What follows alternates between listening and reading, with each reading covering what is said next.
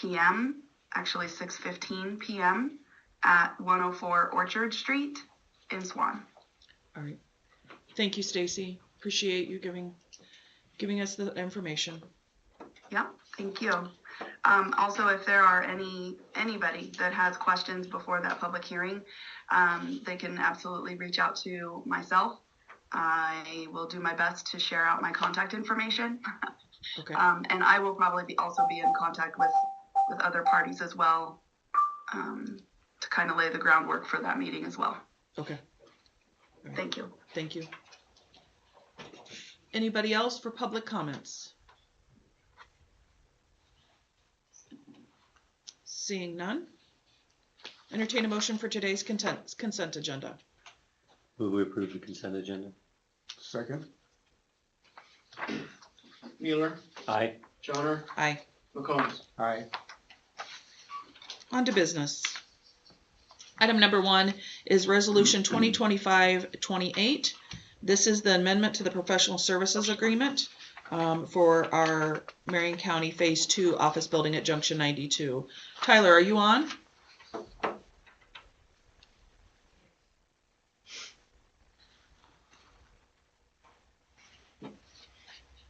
He is unmuted, but we can hear him. That's interesting. I think it's his.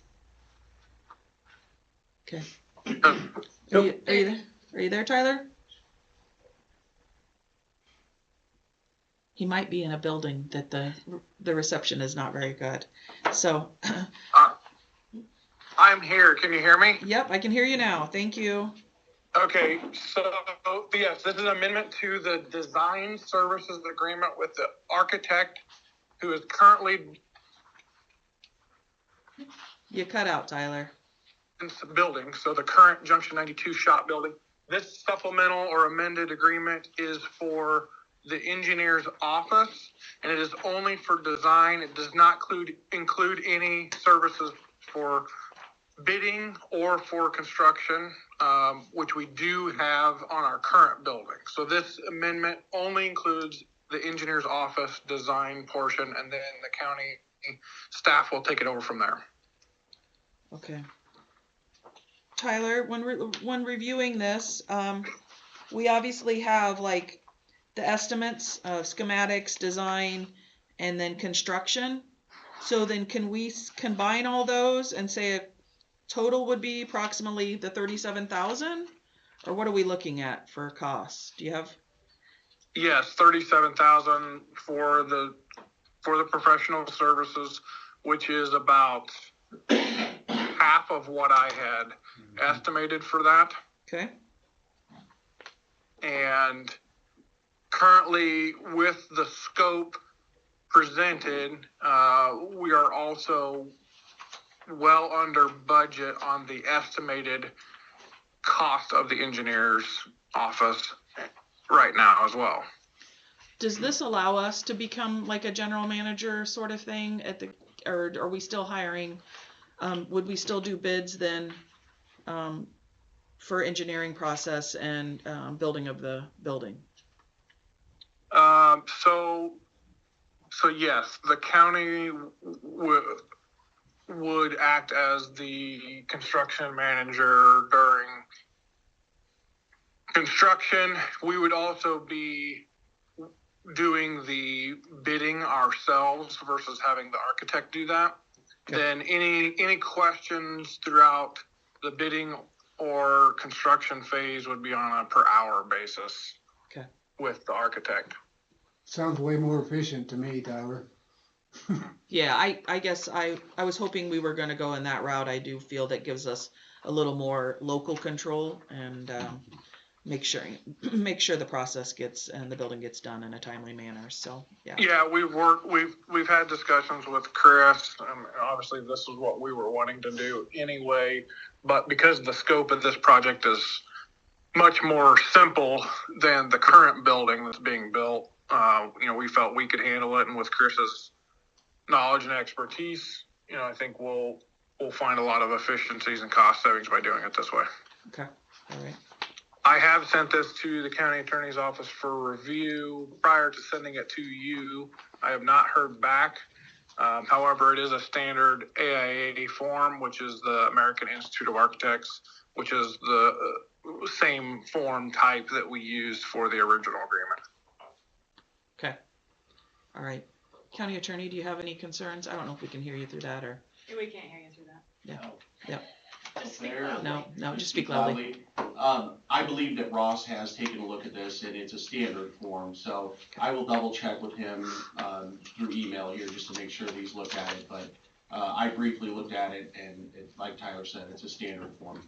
Okay. All right. Board, do you have any questions for Tyler? Looks like the deliverable is in June. Is that correct? Correct. Yeah, and we're shooting for a June or July bid letting with hopes that construction would commence late summer or fall. Okay. All right. Any other questions? No, I spoke with Tyler yesterday about this, so I make a motion, we approve resolution 2025-28. Okay. We have a motion. I'll support. I'm sorry, what was Keisha? Yeah, I supported. Yep.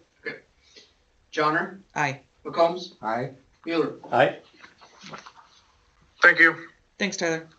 On to item number 2. It's Marion County Stepping Up Innovation, Innovator County. Last meeting, if you'll recall, we spoke about this, and we have Reed with us this morning. Good morning, Reed. Yes, Darcy, are you on this morning?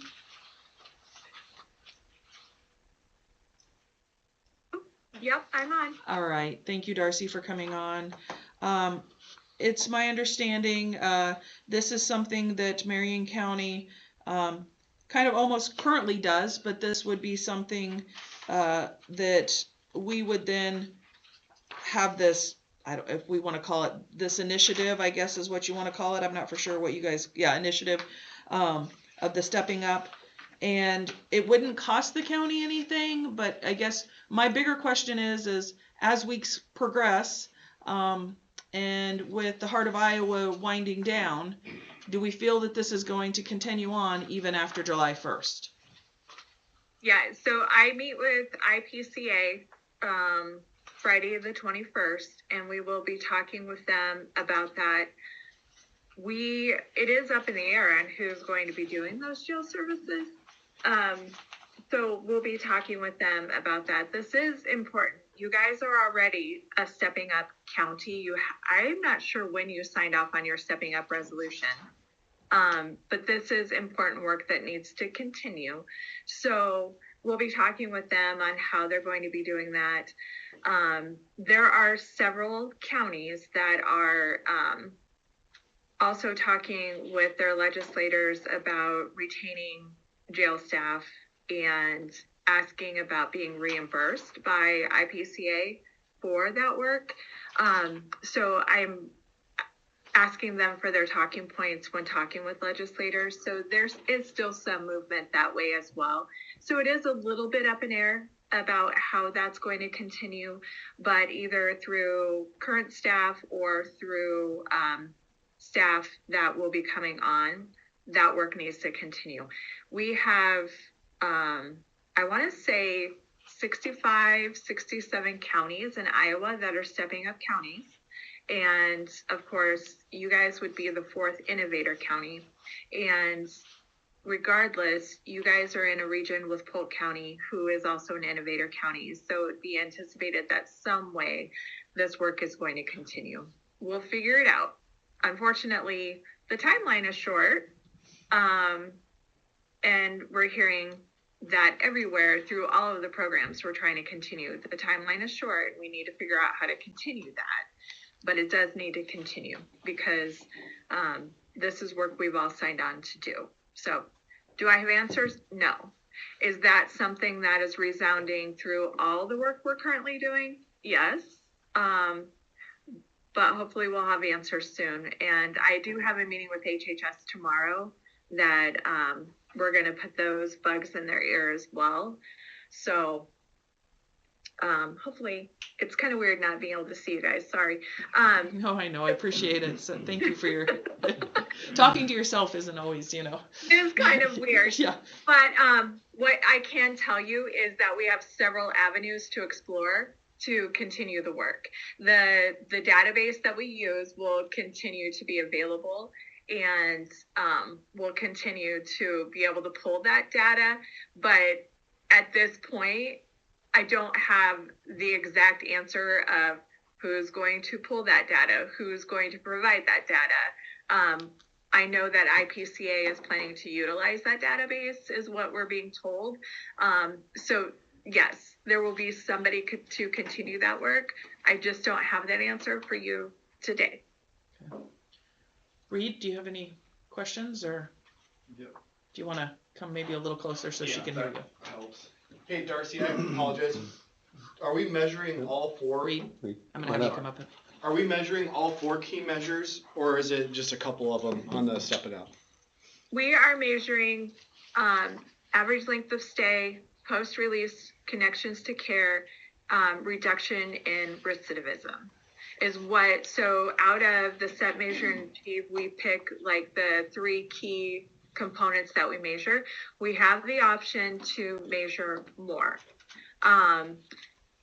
We can actually, since you guys are doing the brief jail mental health screens on everybody that comes in, we could actually be doing additional with, hey, check that out. We could actually be doing additional with annual reduction in jail bookings and average daily jail book population. So we could actually be doing more if you wanted to do more. Yep. But for us and what we are doing, because it's so closely tied to the SMI population, we're just doing the 3. No, it makes sense. And I was pulling numbers for the past 3 years and taking out the contract inmates. We've seen a slight reduction in population. I don't know if it's specifically related to recidivism. But my main concern is that kind of what the board echoed is just moving forward.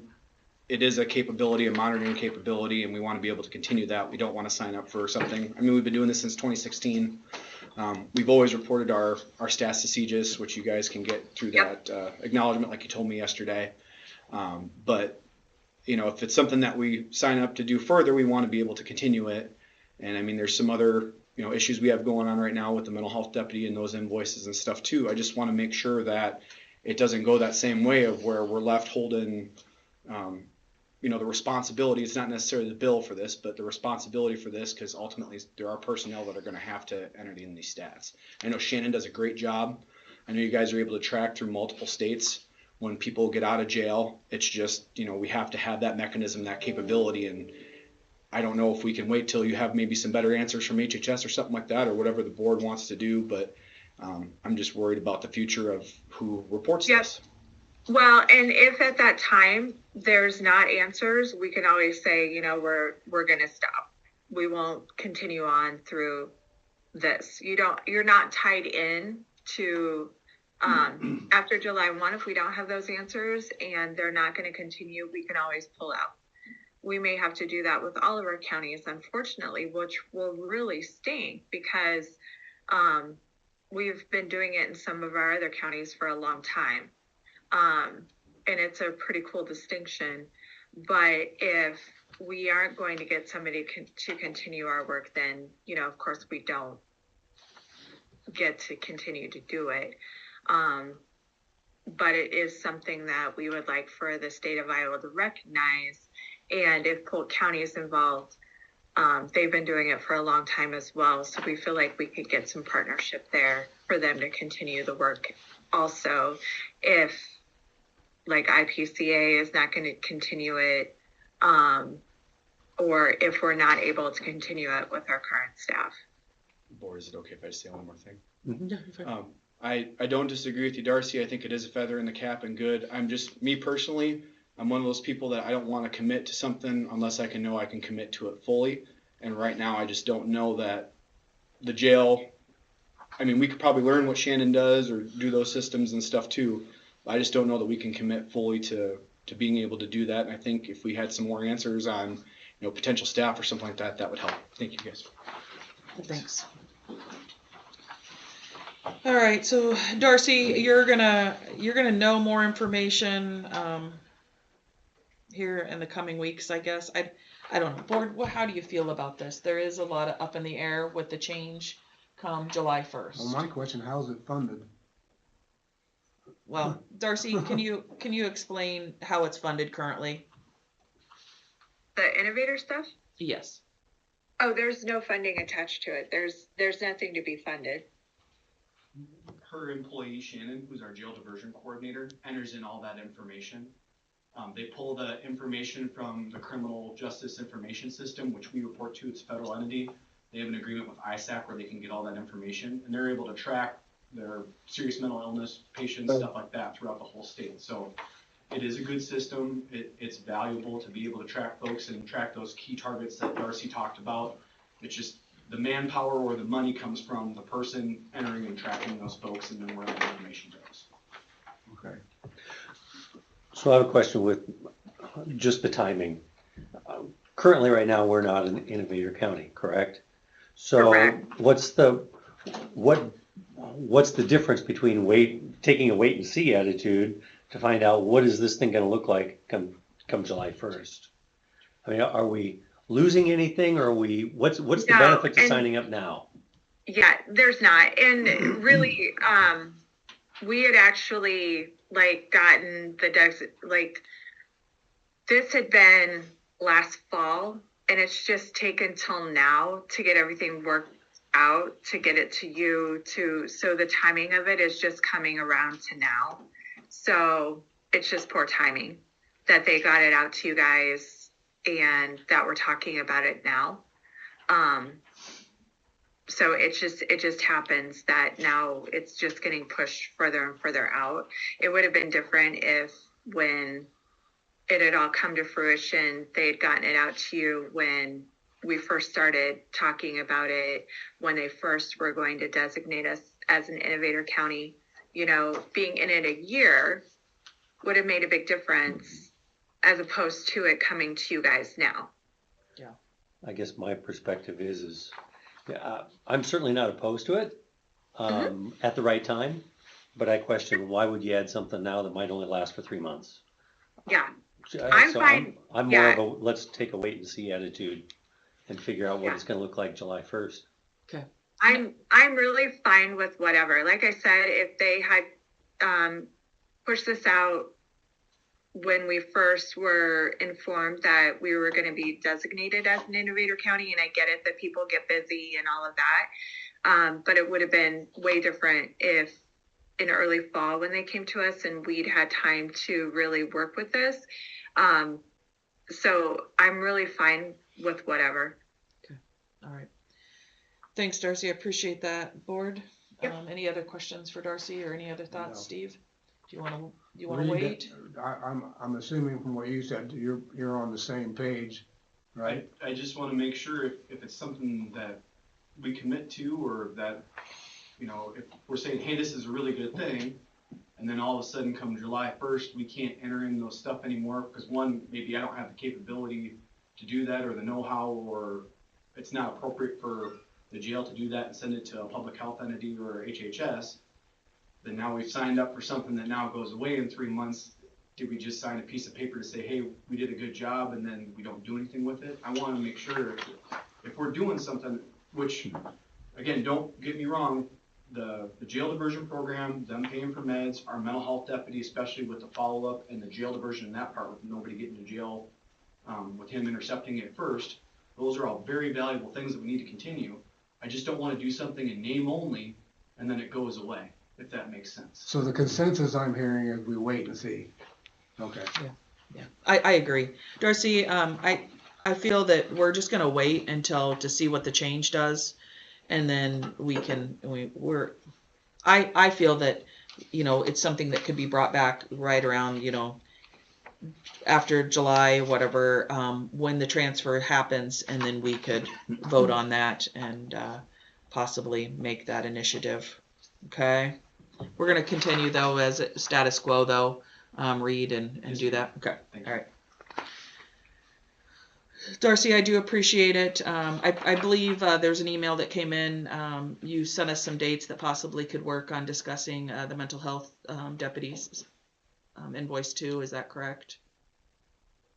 Yeah, I sent you an email regarding dates that may work for me. Yeah. Yeah. Okay. All right. It's good. Okay. I'll follow up with that. The sheriff and I will. So. All right.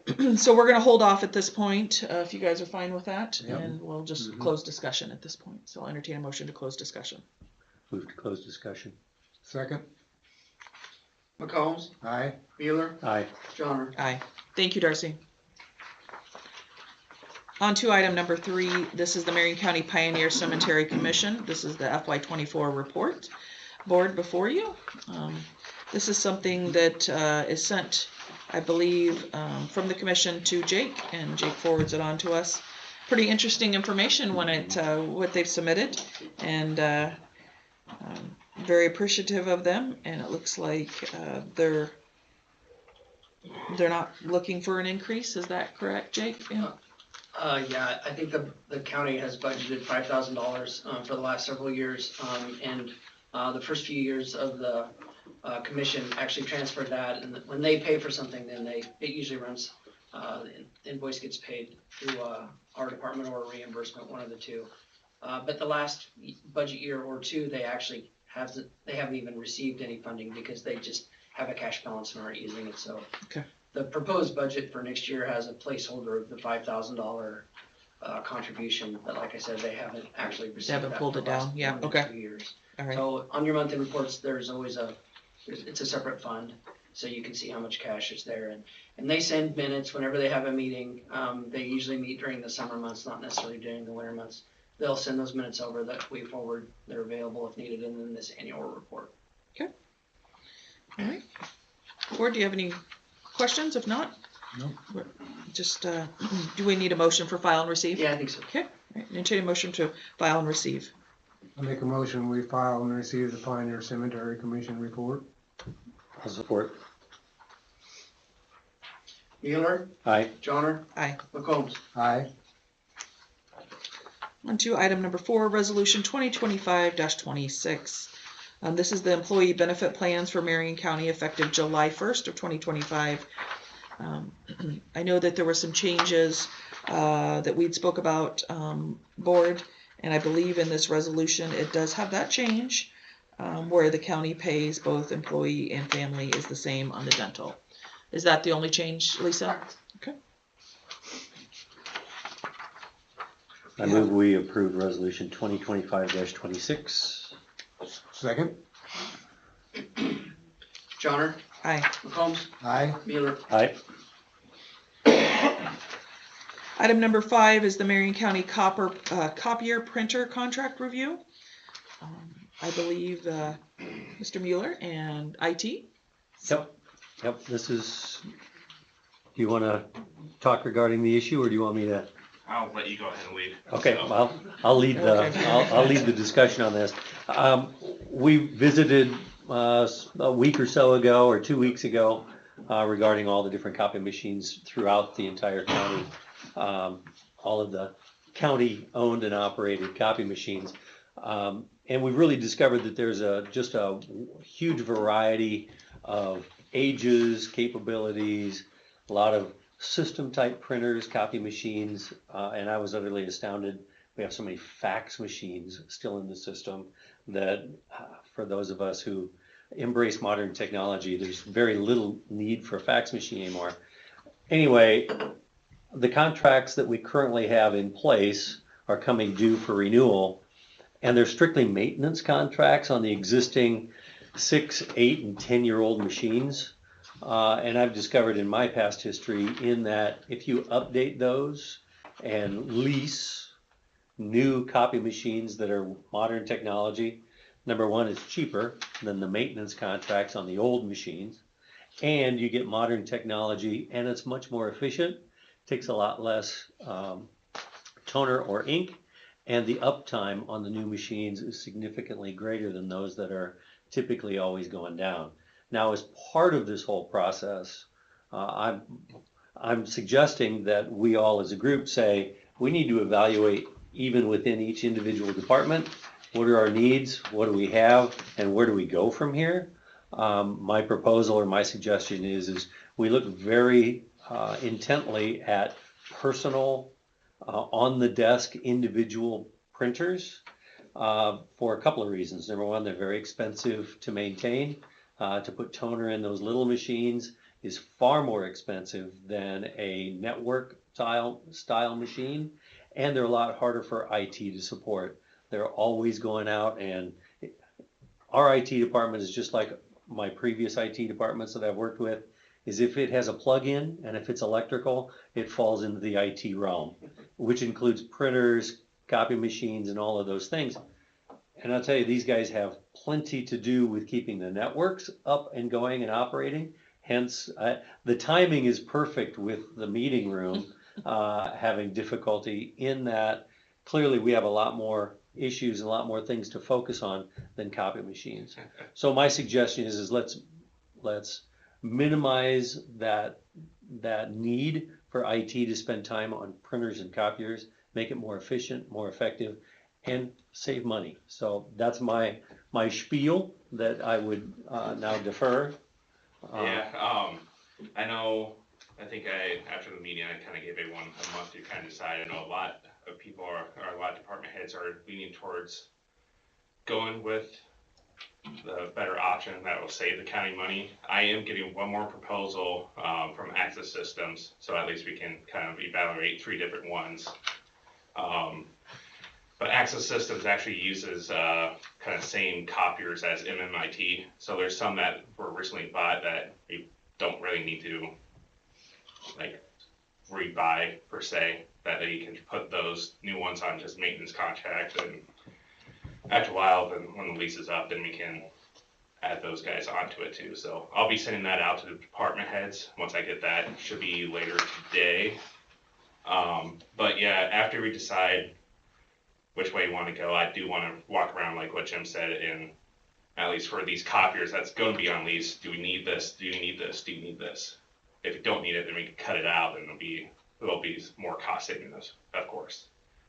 But definitely after like the space study, we can kind of see if we centralize one spot or anything like that if we need to as well.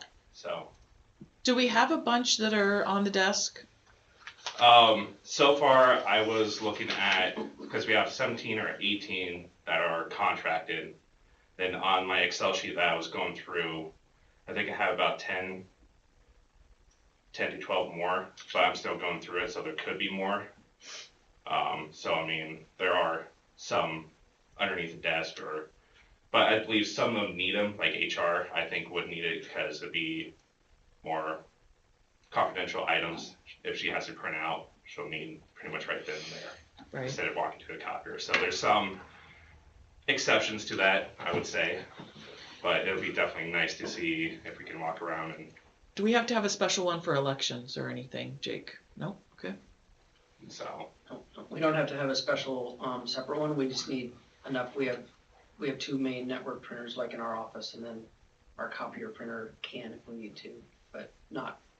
No. My only concern, and Drew knows this, is that whichever we go with, whichever equipment we use, is compatible and can print from, at this point, our solution software. I don't know what that means. He knows how important that is to all the ones of us that use solution software, and it has to print to it.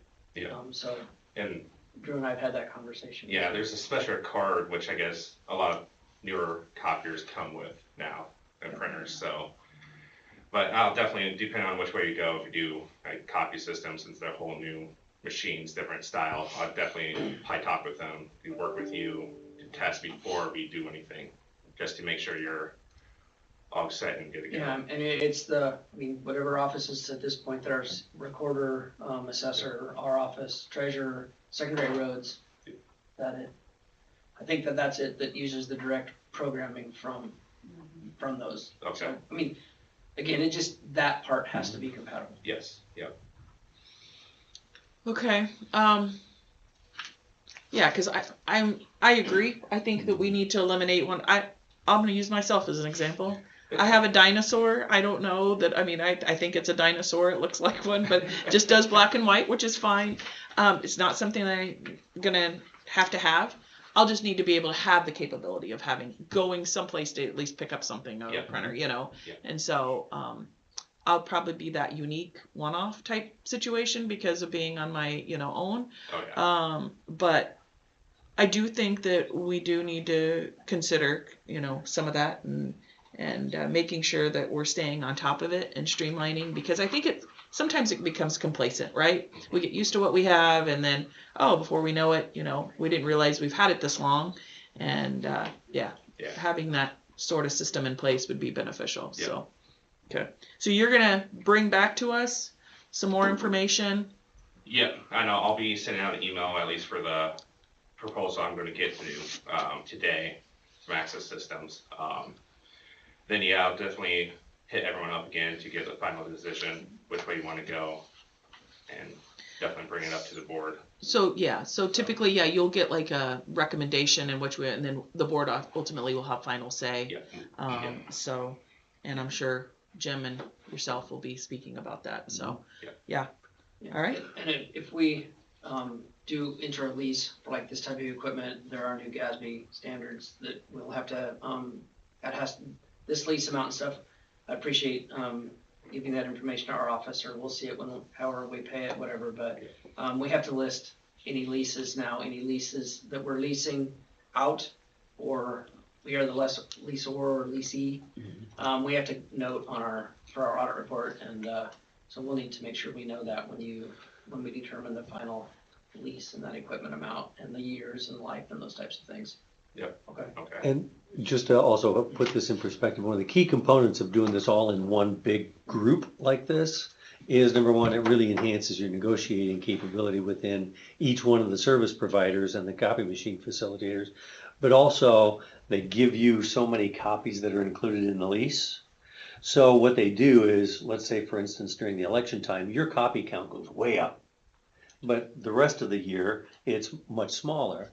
Well, if each one of those individual machines has a 1,000 copy limit, then all of a sudden you're paying 9 cents or 10 cents or 15 cents a copy for everything else during the election season, where if we have it as a bulk contract for all the machines, we pool all of those copy counts together. So one month you might be way high, but the assessor is much lower, or whatever. So then you're pulling from a grand pool rather than each individual machine, which again will ultimately save the county a ton of money, is the goal. All right. Well, that sounds like it makes perfect sense, especially if we can, save money and on the maintenance side of it. Okay, so we'll talk about this in the future. Yes. In the near future, I'm assuming. So, all right, board, if there's no further questions, I'll entertain a motion to close discussion. Move to close discussion. Second. Thanks, Joe. McCombs, Aye. Mueller, Aye. Johnner. Aye. Item number 6 is Marion County property. I wanted to talk about the board, that we have a parcel of ground that, other than just stating kind of similar to where it's at, it's down by the Howe station off of 198th and 216th. This parcel is something that somewhere along the line we become owners of.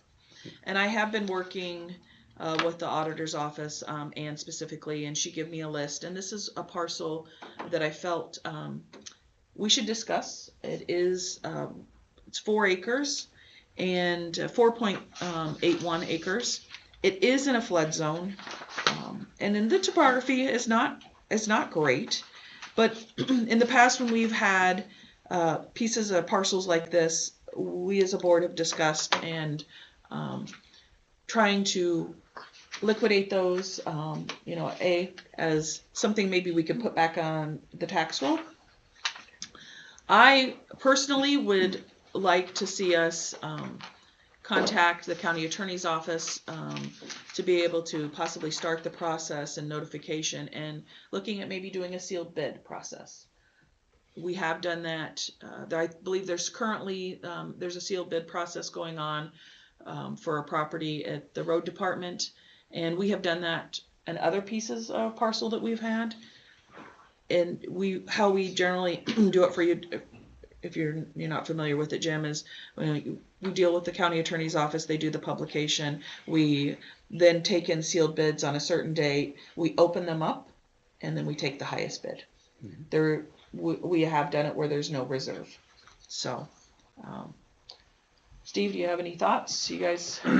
No, I'm somewhat familiar with this property, and the secondary roads has no need for any storage capacity there, so I'm in favor of trying to get rid of it.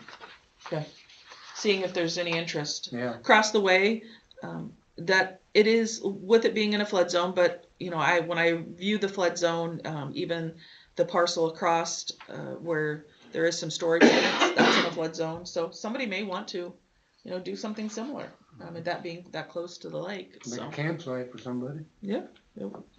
That's not gonna impact the trail, right? Cause we manage the sand pit technically south of that, whatever, that's not, I just wanna make sure that the trail's in the right way, correct?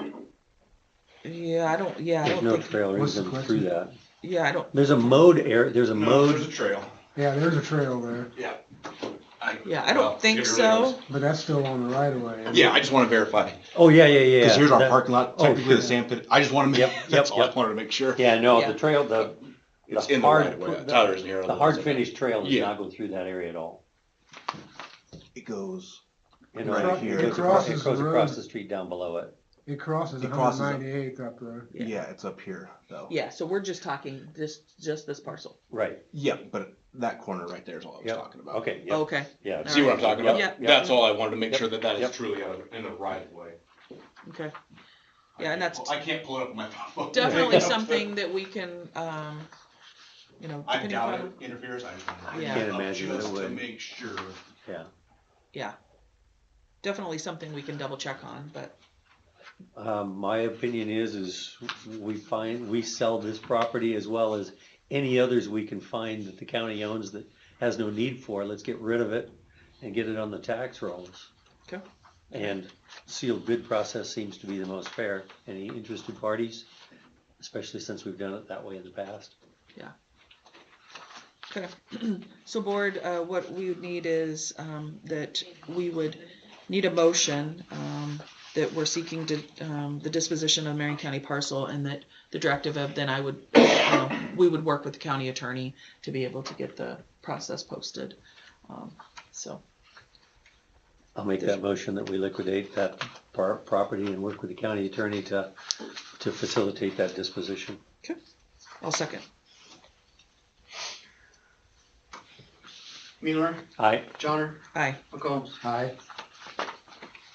Moving along, item number 7 is Marion County Attorney has brought before us the opioid settlement fund distribution plan. I believe he wants to start this discussion. Good morning, Jared. Thank you. Good morning. Well, as you all know, Marion County has been part of the opioid settlement, and this is a process that has gone on for several years now. Marion County has received substantial amounts of funds through various settlements with some of the pharmaceutical companies and distributors of these opioids. Some of it is still ongoing, but it is not infinite. And so at some point, these funds will come to an end. But as of this morning, thank you, Jake, for providing this to me, but there is $545,423.37 in that fund. And these funds are available to the county for the remediation of opioid use in the county. There are, the scope of what we can use these funds is somewhat narrow. It has to go towards remediation of opioids. I haven't gotten into the weeds just yet on, all the particulars about what does and what doesn't work, but there are resources that we can use to get direction on what, if we do have proposals for these funds, whether they fit into that category. But I thought it important this morning for us to at least get the discussion open, and I know I've talked to Ms. Johnner about this, about how we're going to use these funds, because those funds are there, and I think that they can do good in this county. So I think that it's important that we come up with a mechanism or a process to be able to distribute these funds, so the board can decide where these funds are best used. I have seen, I am close with the Jasper County attorney. I went and visited with him last summer about how they had run their process over there.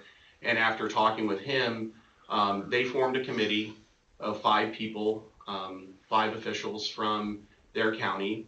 And basically their duty was to accept bids or proposals for projects or different ways to use these funds. And he reported to me that it went extremely well, and to use his terms, they're broke now. So they were able to get these funds to where they needed to go efficiently. It involved posting notice that we're going to be receiving bids for the use of these funds. The committee would accept the bids and then select the ones that they thought were the best use of the funds to bring to the board, for this board to be able to decide which projects they thought were the best use. And so I'm not married to this process. It is merely a suggestion about how we do that. However the board wants to handle this is fine, but I do think it's important for us to have this discussion and kind of start the ball rolling on this. If the board is interested in starting a committee to distribute these funds or accept the bids, the question becomes who's going to be on that committee. I'm happy to be on that committee, just to kind of do some of the legal legwork to make sure that what we're bringing to the board fits within the parameters of how these funds can be used. I know the sheriff's office has told me he's interested in being on this. I think that makes sense. I think the Board of Health would be a good person to be on there as well. And then, I don't want to volunteer anybody else for anything just yet, but however the board thinks that, sees fit to create who's on that committee, it's unimportant to me. But like I said, I just wanted to start the discussion. And just a couple more comments before I stop. When we have this amount of money, there are going to be a lot of people who are interested in this. And I think that this process of creating a committee of people from Marion County who work in county government is important, because I think it's essential that these funds go to Marion County residents, that we are seeing the effects of these funds here in Marion County. There may be some temptation to, a treatment facility who's not here, that, some of our inmates and things like that would benefit for. And I just think it's important that we use those funds here in Marion County. But, that's a topic for another day. And I think that this mechanism has the potential of meeting those goals. Hey Jared, what's an example of the proper distribution? Do you have an example of what? Would it be used for? Is that what you're asking? Yeah.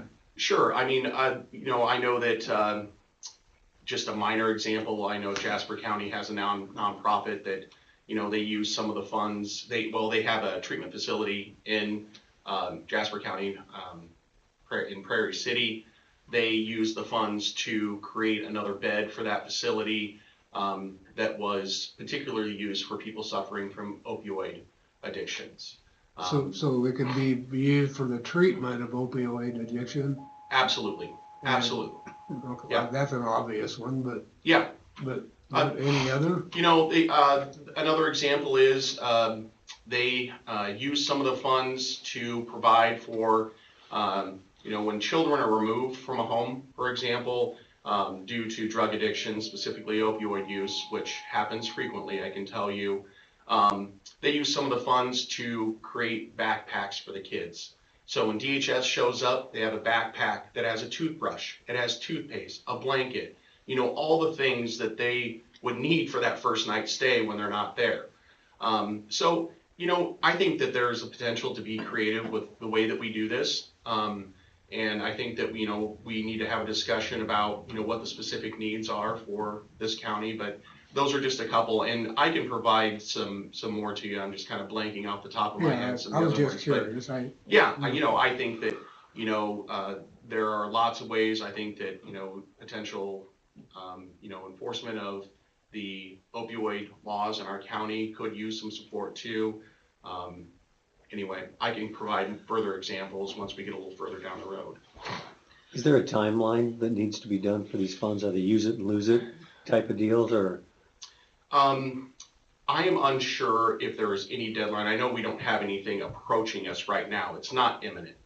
But I think that there are some things down the, you know, years down the road that if we haven't used them, that there could be potential. They're gonna claw back. So these funds are just funds that are, where are they kept at? That we draw on these, but they don't place these funds in an account for specifically for Marion County? Yeah, they're, Yes, we they're have held by the that. treasurer. Yep. We have an opioid abatement fund that's. Oh, yeah, that's right. in the That's right. treasury office, Okay. yeah. I So get- Jake's got the cash. Michaela. Michaela. Yeah. So I guess the question that comes up is, to me, is those that would want to be on the committee, are you also looking to try to receive some of those funds? Yeah, I think there's a potential for that. You know, I really liked the idea that Jasper County used with providing these backpacks for kids. And so, for example, you know, at some point I'm probably going to pitch that. And I think that it would be appropriate if I were to do that. I would abstain from voting on that. You know, I would just be considered another person who came forward and just not vote on that sort of thing, and, you know, make my pitch and let them decide. So I think that could be potentially solved that way. Okay.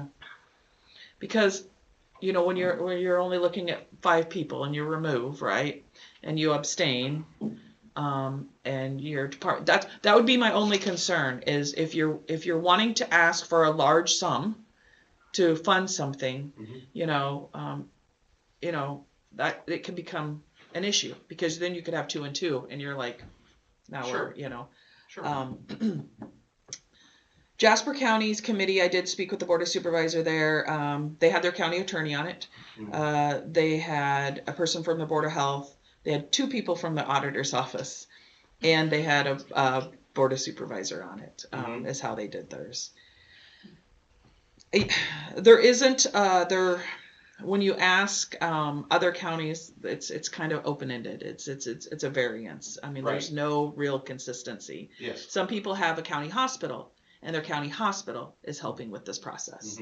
So since we don't have a county hospital, that has become, so I think, board, this is something that we have to think about, and you know, maybe we could talk about it in a couple weeks. I think and these funds would probably have to be like a I don't know how to put it, one-time cost, not a cost that's going to go on into perpetuity, that we, you know, when that runs out, that we still got to fund it after that, you know what I mean? Steve, I think you make an excellent point there, and that's one of the things that I wanted to comment on, is that these funds are finite, you know, and so, you know, funding something that is going to need more funding 5 years down the road, in my mind, you know, doesn't necessarily make a lot of sense, at least me personally. You know, these are kind of one-time use funds, and so we have to keep that in mind when we're deciding what to do with them.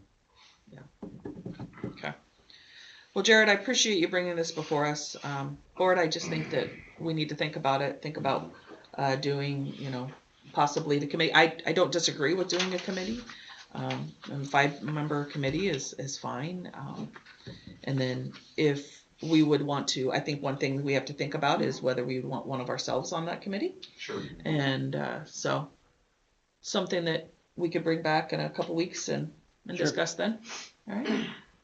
Sounds good. I'll entertain a motion to close discussion. Thanks, Jared. Thank you, Jared. Appreciate that. Thank you. Thank you. I move to close discussion. Second. Johnner, Aye. Combs, Aye. Wheeler. Aye. Item number 8, I believe, is Jared's also. This is for the discussion with the board about restoring of the courtroom on the 3rd floor, Marion County Courthouse. Thank you. Traditionally, the Marion County Courthouse has operated with 3 full courtrooms. Here's the schematics in here if you want to see. I won't go on at length because I could for a long time, so I'll try to keep this short, but we have a 4th floor courtroom, which is Judge Geider's courtroom. It's a district associate courtroom, and it basically gets used every day of the week. We have traffic on Monday, misdemeanor court on Tuesday, juvenile on Wednesday. We have our contested hearings on Thursday, and then he does small claims and mental health generally on Friday. So that courtroom gets used for those purposes almost nonstop. On the 3rd floor, we have our main district courtroom, which is beautiful. And that gets used for our district court cases, felony matters, family law matters, dissolution, custody matters, all kinds of, the whole gamut of civil matters generally gets used for that purpose. And when we have jury trials, that's where we have them, either misdemeanor or not. Even if Judge Geider has an OWI trial or something like that, there's just so much more space in there, and it's beautiful. So we have our jury trials down there. In 2020, what used to be a courtroom across the hall in the 3rd floor, we had a smaller courtroom that, when we would have jury trials, we could use that space for our court service days. If we were to have a civil custody trial or something like that, that would usually be held in there. Usually a non-jury trial would be held in there. So in the instance where we had a jury trial and a non-jury trial scheduled, it was no problem. We could use both of those courtrooms. Due to, COVID considerations, the courtroom, I'll use the term 2nd, 3rd floor courtroom. The first one is our main one. Our 2nd, 3rd floor courtroom, the bench and everything was removed from there, and we used it as a waiting room and sort of a jury overflow room. And so, we had all kinds of problems with spacing, during that time frame and all that. It was taken out, and now it's used mostly as a waiting room for our defendants. So, somebody's waiting for court, they wait in there, their attorneys go in and talk to them, that sort of thing. And it's a big space. And I view it as my job to bring this to the board, to just say that, I think that using that space as another courtroom would benefit the residents of Marion County. Right now, we are limited when we have 2 things going at once. I know, just for example, a couple of weeks ago, we had a civil trial going on in the main courtroom, and we had, I think, a guardianship proceeding, which normally would have happened across the hall. Everyone had to huddle in the jury room to take care of that. Look, we're getting by. I don't want anybody to think that, things are being delayed or anything like that. Business is running fine in our county as far as justice goes, but I think it could be better. And I think that, citizens who are going through the court process would be able to benefit from this. And so it's been a goal of mine since I took over to try to see if we could get this done. And the opportunity sort of presented itself. I should introduce Jenny Webster from court administration is here. She was gracious enough to come down today to talk with us, and once I shut up, I will give her a chance to come up here and say a few things to you if she wants. But she came down a couple weeks ago because, there are some funds that the judicial branch has to refurbish our courtrooms.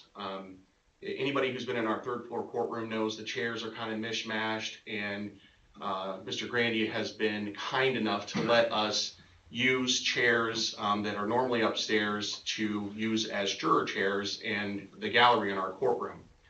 And it's fine, but having different chairs in there, I think it would be a lot better to have uniformity. And Ms. Webster came down and said the judicial branch is going to provide that. They're going to provide some tables for that courtroom and the fourth floor courtroom and our law library, which sits off to the side of our main courtroom. And so that's going to be a great improvement at no cost to the county. So part of that discussion, we started talking about the third floor courtroom, our second one, and discussing what funds were available from the judicial branch to be able to try to bring back the third floor courtroom. And I started some talks with Mr. Nestaby, and the most disappointing part of today is the public doesn't get to see it. They do get to see it online. They can see it? Yep. Good. Good. Good. On Monday, I talked with him about what this might look like. And he was gracious enough to give up a couple hours of his time to talk with me about this and came up with these wonderful drawings and concepts. And I'm, just on a personal level, I think they look amazing. And so, Chris, thank you very much for the time that you took to do that, to give me the opportunity to be able to show the board kind of what I'm envisioning in there, what he envisioned in there. And this would meet all of our needs. We would be able to use this for not only overflow seating like it is now, but would give us the option to be able to have 2 trials at once in our county. That was gonna be my question. We'd still use it for overflow if we weren't holding a trial or court in there, right? That's the plan. Yep. And that's sort of what we did before when we had a courtroom in there. So I think that, the chairs that we're gonna have in there are not fixed to the ground. So they can be turned around and they can be, it can be a waiting room. We'll have less space. I think in there now, I think there's 50 some chairs, but I've never gone in there when they're full. Okay. At most we have 20, maybe 25 defendants and their families and things like that. And it can also be used for overflow for like a bigger jury trial and things like that. When we're having it in the third floor courtroom, there's a big television in there that you can see everything that's going on in the courtroom, which is also helpful, and that would continue as well. So, initially we kind of thought that building the wall that Chris has created there and a bench was going to be enough. We did run into a bit of a snag. There is a state statute that was created in 2022, which says that the judicial branch is only responsible for 75% of courtroom renovations or creation of courtrooms. And so that has changed the calculus a little bit. I'm sure as Ms. Webster will speak to, But they have to agree to that first, right? Right. Well, right, exactly. We don't have hard numbers, and I can't provide those to you today. So I know that's going to be the most important part is what's this going to cost Marion County taxpayers? And I know that, it's hard to have a discussion about this without that in front of you. So we hopefully will be able to provide that to the board next time with exactly what this would cost to our taxpayers. And I'm not, that is an incredibly important thing as part of this decision. But I do view it as my job to come to the board and tell you why this is an important consideration. Because moving forward, this is only going to increase. We're seeing an increase in civil matters and even our criminal matters and things like that. And the more trials and court hearings we have, the more important it is to be able to have this space to be able to operate without delay. So that's my pitch. I'll let Ms. Webster come up. If you guys have questions for me or her, please let me know. Okay, thank you. In case you can't tell, I like to talk about it. Would the opioid money? I'm not sure that would fit, but gosh, I wish it would. Good idea. Thank you for coming. I appreciate it. Thank you for having me. I am happy to be here today, and I'm happy to help Jared and Marion County with a potential project. Like Jared said, I came down just to look at the current spaces and see where we could update some furniture, and we got started talking about this. As Jared implied, we don't have hard numbers. I'm working with our state court administration and finance on the optics of the new legislation that came out that was started July 1st of 2023. So I'm still in working with that and getting those numbers of what would be a breakdown. But I too want to say that the drawings that are here are looking phenomenal. I love that this was done. I appreciate all of the work that you guys have looked at and putting into it. Know that we understand that this, and we agree that it would be a multi-purpose room, using it for court service, overflow, jury overflow, like Jared mentioned. The space would be used for a number of purposes throughout the week, the busier that Marion County gets. We, knowing that the citizens of Marion County have here and there had to have court in the deliberation room, we definitely want to look at the safety precautions and other options that we can do. So this is a great idea and concept that you guys have this wonderful big space, and I'm happy to help wherever I can, and hopefully we've got some more numbers for the next time for you. But if you have any questions, I'm happy to take them back. If I can answer them today, I will. But know that the judicial branch is happy to help, and we want to see where we can help for the citizens of Marion County. I guess the question I would have, this space that we're talking about, who believes they're going to control this space? Will Jared have control of this space, or will Fifth Judicial? In the counties that I've worked with and that I've helped, the areas that are court controlled are the courtrooms. So we would, court controlled as far as scheduling court hearings. Our schedulers would look at the schedules of all of the dockets and see what that is. Of course, we want to work with the county on any difficulties that you guys have, or if you guys needed to use the room for some type of.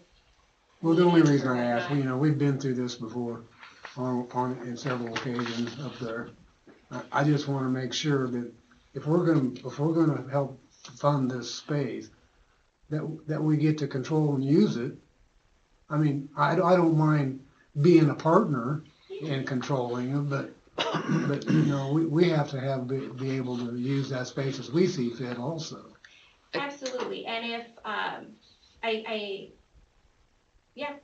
don't know how often the district court or guiders room, but I'm sure we want to partner with you guys as well to make sure that you guys see that it's being used for the purposes, whether it's county, if you guys need a meeting and using the room for that aspect, or for court service. But we want to partner with you guys and see what we can do to have. Okay, I appreciate that, and Jared knows my concerns, so you two can discuss that. Yeah. Yes. I think this is one of those things that statutorily that we have to provide court space, and I think several of us went through the process when it was with COVID and having to make more space. I will say the courtroom before was a very beautiful courtroom. It was sad, but we did what we thought we had to do at that time to make sure that, with the 6 feet apart and all that with COVID. My biggest question is going to be, obviously how much it's going to cost. And then how does that go on down the road? So let's say, 10 years from now, we just redid this. I mean, and if the code doesn't change, are we still then going to be, have to pay for that additional 25%? If 75% of keeping the upkeep is on, let's say chairs and desks and things like that, do we still have to, come up with that extra 25? I don't know. I mean, I'm not for sure on the code how it reads now for further maintenance. That would be something that I would want to know on that. I think I understand your question, and I'm going to answer it where the projects that I've helped with working with court administration. So our current areas, you mentioned COVID. When we needed to update our technology in courtrooms who didn't have technology, or have bigger council tables and better microphones for having those Zoom hearings, creating those. That is something that I helped our clerk's offices in District 5A, 5B, and 5C handle. And since those were already spaces, the judicial branch took on those costs. So if I understand your question, I don't think that in 20 years when the table leg falls off, that's gonna come on you. My understanding is that it's already gonna be a courtroom space and that we would supply those updates for furnishings, just like what we're doing now with updating for offices in Judge Geiger's courtroom.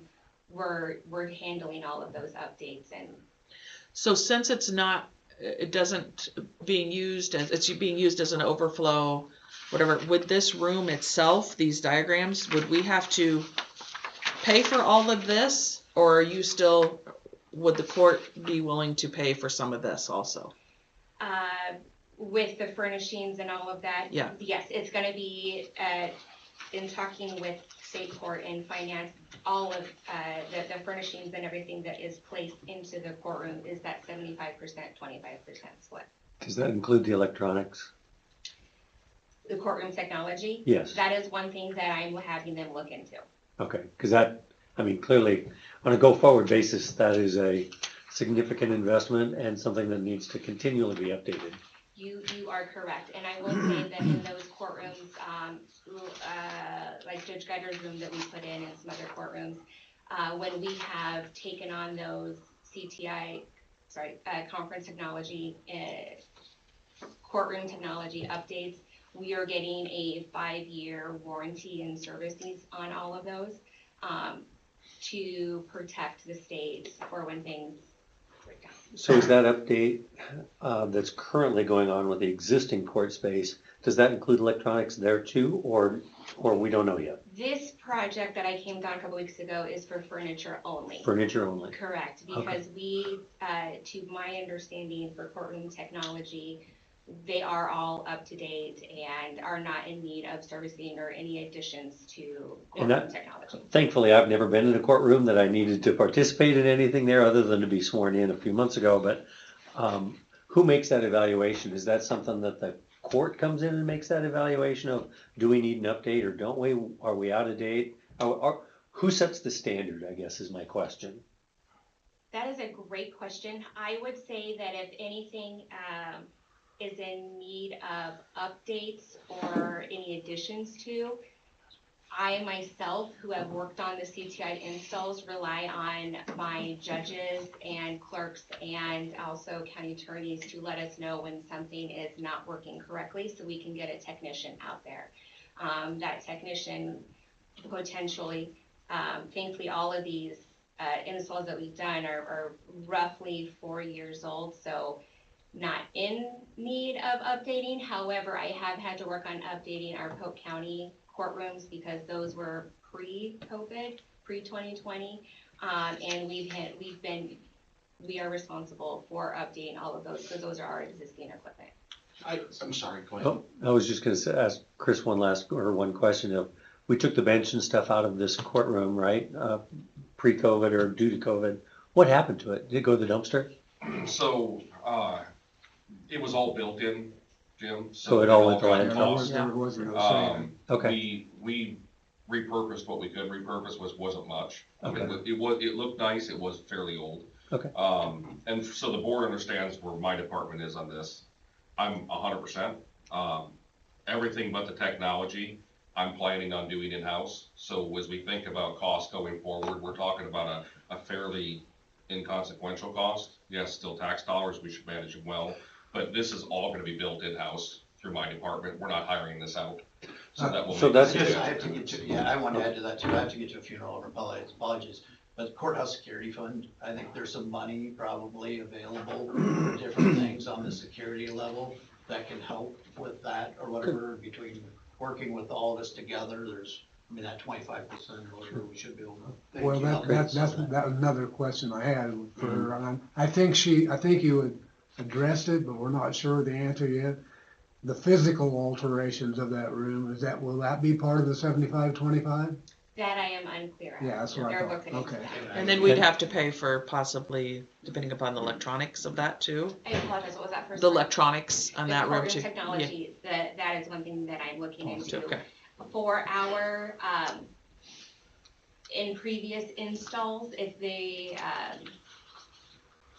in my history with working with projects with the judicial branch, and this is gonna be something that may come into play with the new legislation that came, but in history, we have not been able to provide power in the walls that are inside the walls, but we, if with the county's permission, you know, with CTI installs, we're able to mount the displays on the walls and that sort of thing, but power is usually something different. So that is something that I'll look on as well to see if that's gonna be a county. One additional question, and I know this is gonna, and maybe it's gonna answer your question, or maybe we have the same questions of, so the 25% that needs to be provided by the county for updating or creating this. If we do that in-house, maybe. So if we do that in-house, can that be our 25%? Because clearly we're paying Chris and his crew, plus all of the associated expenses of his time, effort, and all those things. Simply by him doing that, can that fully allocated expense be the county's 25% contribution to this? I don't have an answer for that, but I'm happy to relay that and ask those questions. And because clearly otherwise we'd be, I know we wouldn't, but we'd hire some outside contractor to come in and do it, at which point you'd take 75%, we'd take 25%, and away we'd go. So I'm just suggesting that his time and effort is valuable to the county. If he wasn't doing that, he'd be doing something else, probably working in my office. So, I did it for free. So, you know, my question is, can we fully allocate his to be the contribution, that 25%? I'm happy to look into it and That would be great, thank you. So then on to the electrical side, in the past, when there were technology upgrades, number one, those technology upgrades were at zero cost to the county. The original and all the tech upgrades in the, technically, 2 full courtrooms and then the real small law library, there was no cost to us at that point. And every electrical need, we worked with CTI, my department ran outlets, we pulled new circuits, we did all sorts of things to facilitate that. So not even that was something that we had to reach outside of county to take care of. I just wanted to add a couple things. The way that I read this statute about the 75-25, I believe that it only applies to creation of a new courtroom or restoration of a courtroom. So in the past, as Jenny explained, you know, when COVID came, you know, the county spent the money to prepare our courtrooms, and we paid for the technology in the courtroom. It was same, essentially, technology through a company called CTI, but just this last July, that was all replaced by the judicial branch at no cost to the county too, and I think Chris touched on that point too. So, you know, I don't have reason to believe that, you know, going forward, this is gonna be continual cost aside from what we normally have with our courtrooms. You know, the judicial branch has been good about replacing that technology and things like that. But, you know, I'm absolutely mindful and again, thankful for Chris being willing to have this discussion with us because, you know, if he's, as you guys pointed out, if he's working on this, he's not working on something else. And so there are other costs to the county, and I understand that too. But, you know, our county clerk, Kelly Runke, when the other courtroom was taken down, there was a really nice stained piece of glass that hung above the bench, and she saved it. And I hope that at some point I can see that rehung in that courtroom, so we can get back to, I think, the need, you know, what people in Marion County need. All right. Thank you. I appreciate you coming, and we look forward to hearing, you know, what you find out. And Jared, obviously, this is something that we will discuss. Thank you, Jenny. Yeah, near future. So Thank you. no, thank you for hanging out for so long. So with that, I'll entertain a motion to close discussion. I move to close discussion. Second. McCombs, Aye. Wheeler, Aye. Johnner, Aye. Number 9, Board of Supervisor updates. Mr. McCombs. Oh, well, yeah, I got a busy rest of the week. I got a landfill meeting tomorrow morning, a special DCAT meeting tomorrow afternoon, a special HERDA meeting Thursday, and I gotta go to the ILEA at Camp Dodge on Friday. You are busy. Bada boom. Right, Mr. Mueller? I'm gonna be reaching out to all the department heads to set up, tour times to meet staff, look through areas, meet everybody, and find out what's important to them and what we can do to support them. So, for all the department heads, all the staff members, be prepared. My schedule is now, my calendar is working, so I'm gonna be reaching out to everybody to try to facilitate that. So I'm anxious to hear what's important to you. All right.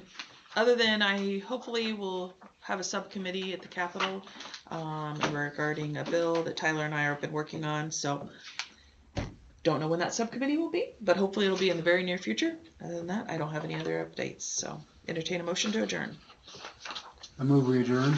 I'll support that. McCombs, Aye. Mueller, Aye. Johnner. Aye.